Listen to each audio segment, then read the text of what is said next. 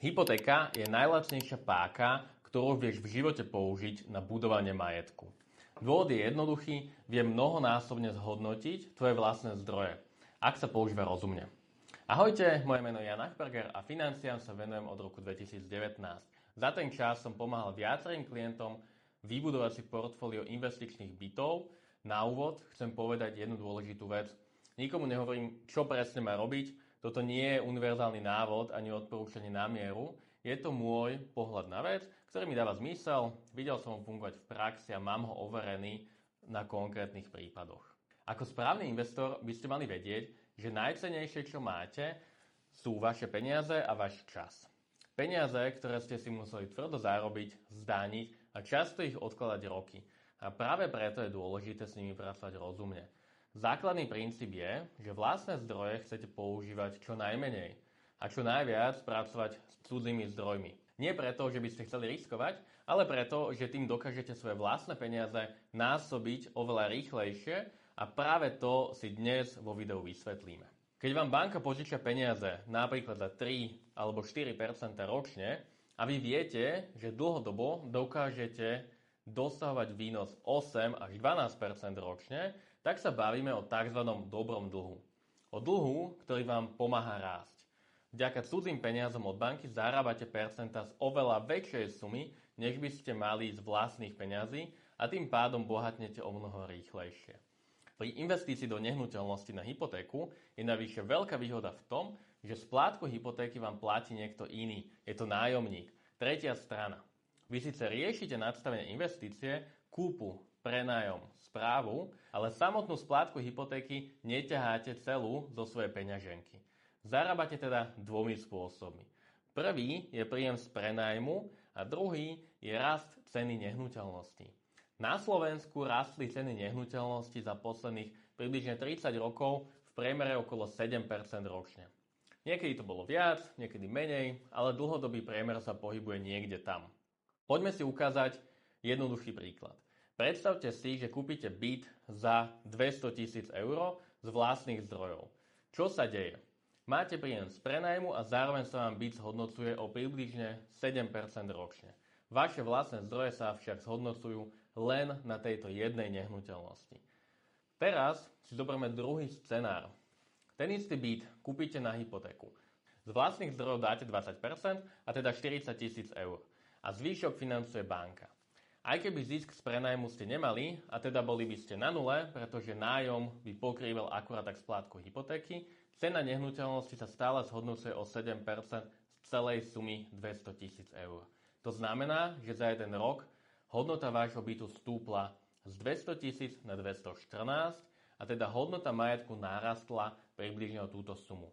Vložili ste vlastné zdroje vo výške 40 000 eur a za jeden rok sa vám majetok zvýšil o 14 000. To je zhodnotenie vlastných prostriedkov o 35%. A presne v tom je kúzlo hypotéky. Mohli by ste byť predať a mať zisk. Investor však väčšinou nepredáva po roku, drží majetok dlhodobo. Po 10 rokoch môže mať byt pokojne dvojnásobnú hodnotu.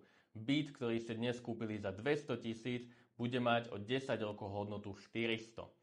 Teraz vám idem povedať dôležitú vec.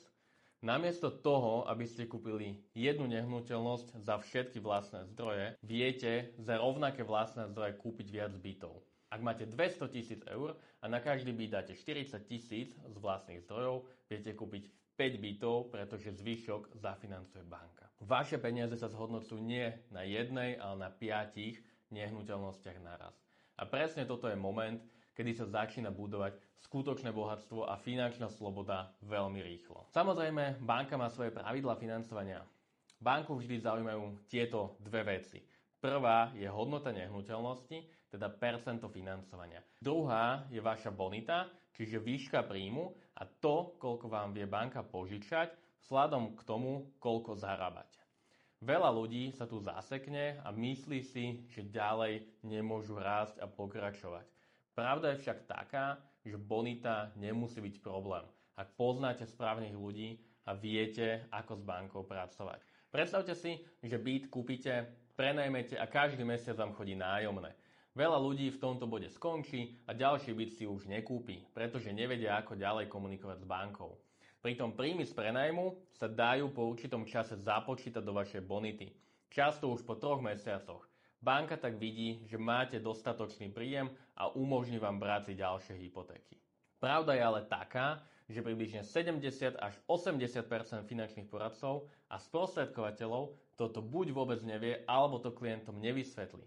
Ak chcete kontakt na kvalitného finančného sprostredkovateľa, napíšte mi do komentára a pošlem vám kontakt na niekoho z nášho tímu, kto vám pomôže nie len s hypotékou, ale aj s nadstavením celej investičnej stratégie, ako kupovať veľa bytov. Veľmi dôležitou vecou je práca s tzv. Záložným právom. Ak po 2 rokoch hodnota bytu stúpne z 200 na 228 000 eur, môžete si byt dať znovu ohodnotiť a požiadať banku o navýšenie hypotéky.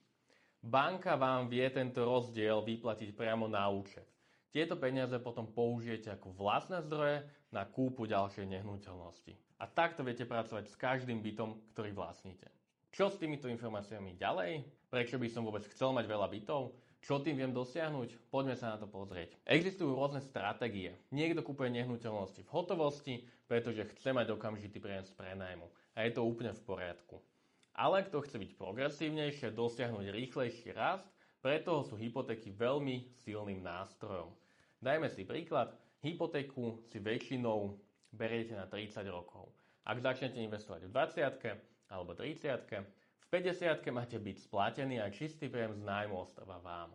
Ak budete mať bytov 3, 5 alebo 10, tak príjem z prenajmu viete použiť na vlastný život a dosiahli ste finančnú slobodu. Dá sa to robiť aj tak, že postupne ako ceny rastú, jednu nehnuteľnosť predáte a zo zisku splatíte 2 iné hypotéky. Zrazu máte niekoľko čistých bytov a rentu, vďaka ktorej nemusíte pracovať. Existuje aj stratégia, kde ľudia neustále pracujú so záložnými právami a vyťahujú vlastné zdroje z banky a používajú ich na svoj vlastný životný štýl. Keďže ide o peniaze z banky, z bezúčelového úveru, nedania sa ako príjem. Toto je veľmi rozšírené napríklad v Amerike a slúži to ako forma zabezpečenia na starobu, pretože je veľmi nepravdepodobné, že naša generácia dostane od štátu dostatočný dôchodok. A na záver chcem povedať jednu vec. Aj skromný, obyčajný človek môže začať s malou garzonkou v lacnejšom meste a postupne sa dopracovať k ďalším nehnuteľnostiam. Dôležité je mať systém a rozmýšľať dlhodobo. Nehnuteľnosti nie sú rýchla skratka, ale sú veľmi silnou cestou k slobode. Na záver 3 tipy, čo s tým ďalej spraviť. Začni, neodkladaj veci na neskôr, sprav dnes malý krok a budúce ja sa ti poďakujem. Premysli si stratégiu, ako by si chcel ísť. Radšej mať plán a ísť pomalšie, ako sa pustiť do niečoho veľkého bez rozmyslu. Ak si sa naučil v tomto videu niečo nové, napíš mi do komentára, čo to bolo. Ak by si potreboval niečo z témy investovania vysvetliť, napíš mi tiež do komentára. Na budúce možno práve tebe sa povenujem viac. Daj like, odber a investujte, rád za to budete vďační.